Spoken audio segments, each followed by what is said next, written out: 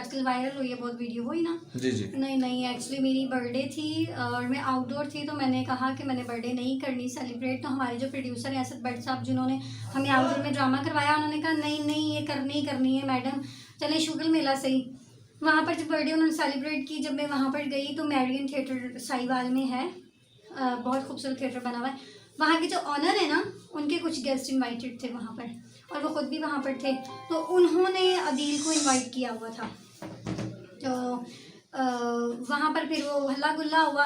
वो किसी बगैरत इंसान ने जो है उनका वो बना के ना क्लिप, तो वो वायरल कर दिया कि ऐसा महसूस हो जैसे कि मेरा कोई सीन उनके साथ है, या ऐसे कि मेरा वो बॉयफ्रेंड है या लवर है, या इस तरह की, मतलब गलत सेंस में उसको चढ़ाया। ऐसी कोई बात नहीं है। तो बाकी अगर दोस्त भी होता तो उसमें कोई बुराई नहीं थी, मगर जो बात नहीं है वो नहीं।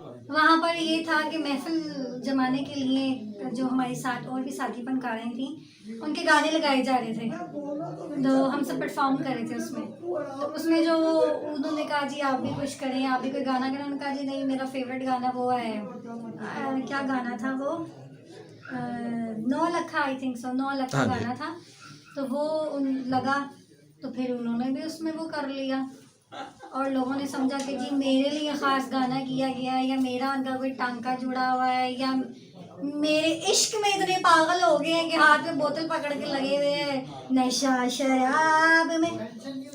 किसी की अपनी लाइफ भी है, अगर कोई कुछ कर रहा है उसे जीने दें उसकी ज़िंदगी में, क्यों उस बेचारे की या मुझ बेचारी की ज़िंदगी पे तनकीदें कर रहे हैं। ऐसा नहीं करना चाहिए। एक वीडियो गलत सेंस में वायरल किया गया है, क्या पता उसके घर में, उसके बिजनेस पे, उसके फ्रेंड्स में उसका क्या इमेज ख़राब हुआ हो, और क्या पता कि मेरी फैमिली में या मेरे फैंस में कितना बुरा इफेक्ट पड़ा हो कि वो समझ रहे हो कि मेरा पता नहीं उनके साथ कोई सीन है, या उनके लोग समझ रहे हो मेरे साथ कोई सीन।